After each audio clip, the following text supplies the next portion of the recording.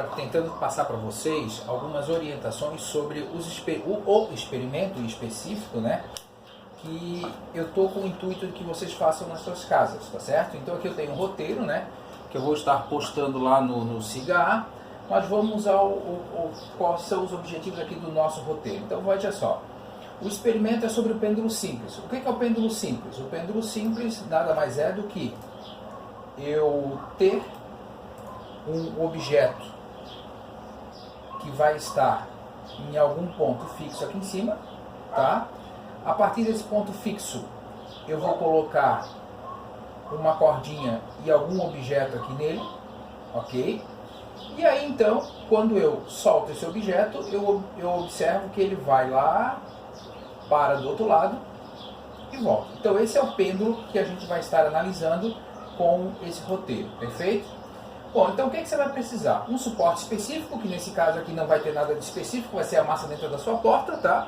Um cronômetro que você vai usar o celular e uma trena ou uma fita métrica, enfim, qualquer coisa que possa medir lá, independente do que seja. Então vamos lá. Então eu vou ter aqui, ó, o meu objeto. Daqui a pouco você vai ver a foto que eu fiz ali. Eu coloquei, por exemplo, uma bolinha de gude, tá? Pode ser uma bolinha de metal, algum objeto que você tem aí que esteja às mãos. Eu vou precisar de um barbante, que eu vou ligar essa esferinha, da esferinha até a maçaneta da porta.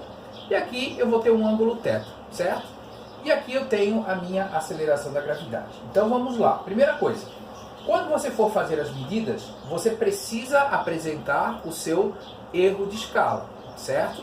Então, por exemplo, se eu vou fazer uma medida lá com o cronômetro, tá? Qual é o erro do cronômetro que ele vai me fornecer? A trena. Qual é o erro que essa trena está me fornecendo, tá? Então, primeiramente, meça o diâmetro da esfera com o seu respectivo erro de escala. Bom, o que eu sugeri? Eu sugeri assim, ó, trancar, por exemplo, a bolinha de gude entre a parede e uma régua, tá? Faço a marquinha aqui de qual que vai ser esse meu diâmetro, ok? E com uma régua eu vou lá e meço o diâmetro. Então, esse diâmetro, nessa tabela, você vai anotar aqui, certo? Então, nessa parte aqui,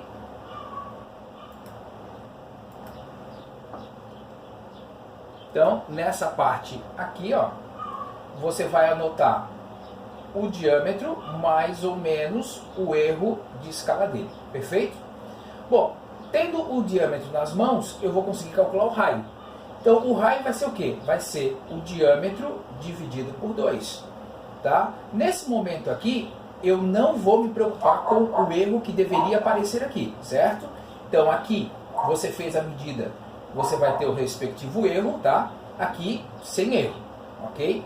Mas daqui para cá, por gentileza, respeite a quantidade de algarismos significativos, perfeito? Então, voltando lá no meu desenho, então, calculamos o diâmetro, tá?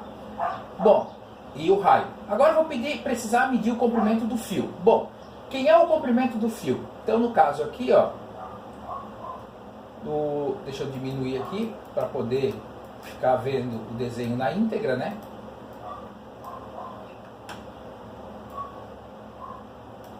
Tá? Deixa eu fazer aqui uma captura de tela.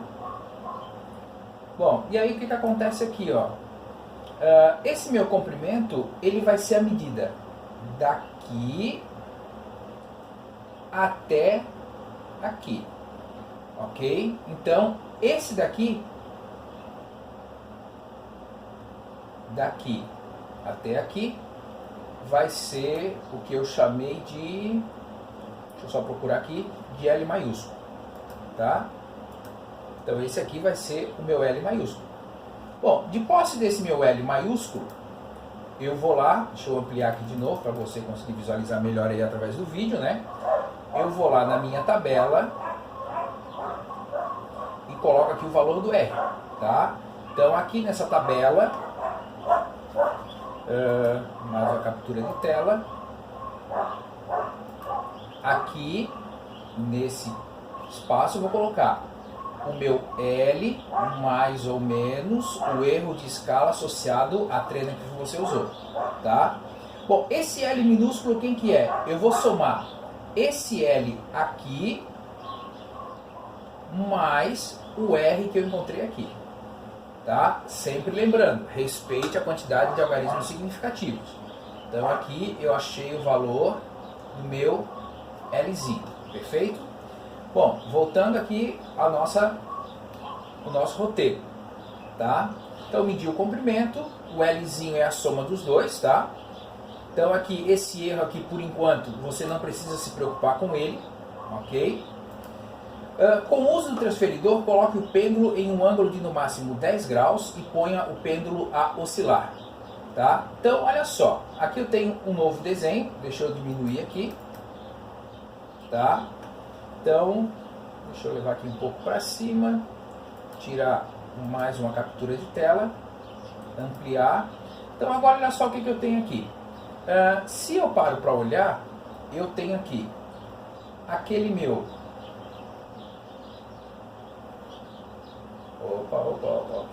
Aquele meu Lzinho, que é o Lzão mais o raio, tá?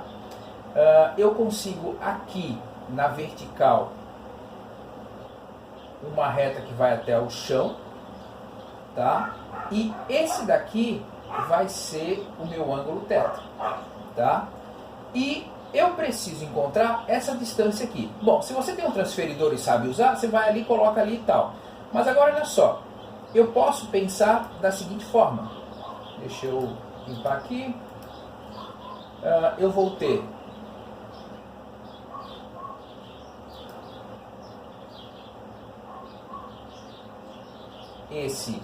essa distância aqui. Vou ter o Lzinho, que é o meu Lzão mais o raio, e aqui eu tenho o θ, certo? Então, se eu quero saber essa distância aqui, então eu tenho aqui a hipotenusa,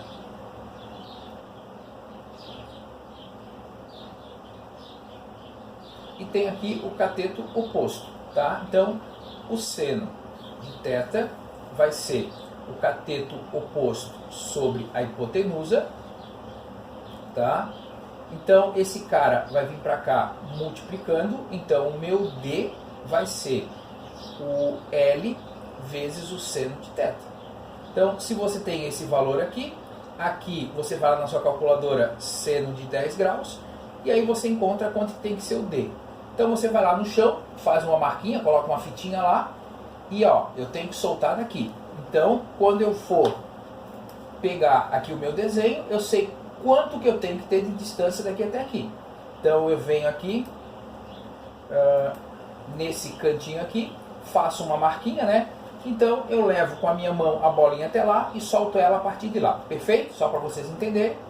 Então voltando aqui ao nosso roteiro, ampliando de novo. Então você vai medir o período de uma oscilação. Então você vai soltar e ao mesmo tempo disparar o cronômetro. A bolinha vai até a outra extremidade e volta. Trava o cronômetro. Aí você vem aqui na sua tabela e marca lá. Gastou 1,58 segundos. Depois faz de novo. 1,60, 1,30, 1,80, 5,8, não sei. Você preencheu a tabela, certo? Bom, com base nessa tabela que você preencheu, olha só. Você tem o Lzinho, você tem o período. Então você vai usar essa equação aqui, ó, tá? Para poder calcular a aceleração da gravidade que corresponde a cada um desses períodos. Perfeito? Bom, calculando a aceleração da gravidade, e não esqueça de levar em consideração a quantidade de algarismos significativos, né? Então o que você vai fazer? Você calculou aqui a quantidade, a aceleração da gravidade. Agora vem a pergunta. Esses valores que você calculou foram próximos uns dos outros? Tiveram valores muito diferentes? Tá? Se na sua opinião houve erros, o que você elencaria como possíveis erros associados a isso aqui, tá?